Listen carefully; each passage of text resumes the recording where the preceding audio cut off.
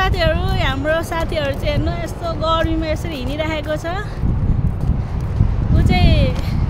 चैतको हुरीले उडाउला जस्तो पातली छ उडाउँछ भने त्यहाँ ढुङ्गा बोकाउन लागेको छ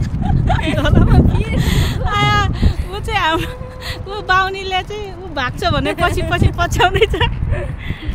हामी चाहिँ अब घुम्न जाने भेलाजीमा भेलाजी पार्कमा जस्ट रमाइलो है तपाईँहरू घुम्नु भएको छ कि छैन भिलाजु घुम्नु भएको छैन भने आउनुहोस् भिलाजी घुम्नलाई रमाइलो गर्नुहोस् हामी चाहिँ त्यहाँबाट बाटो काट्छौँ हल्का जाडोको मौसम भएको कारणले हिँडेको गर्मी भयो भने हिँड्नु सक्दैन फेरि गाह्रो हुन्छ सिस्टर कुछ त बोलो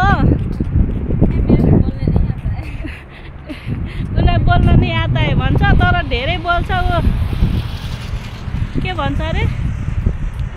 इन्डियनको भए पनि नेपाली सबै भाषा बुझ्छ कुरा काट्यो भने सबै बुझ्छ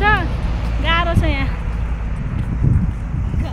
अनि हेर्नु नि कोइराला पनि फुलेको रहेछ यहाँ कतारमा है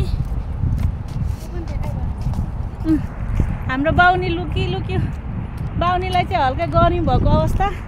हामीलाई चाहिँ हल्का जाडो जाडो भएको छ यस्तै छ गाइजहरू कतार आउनु होला भिलाजु महल घुम्नलाई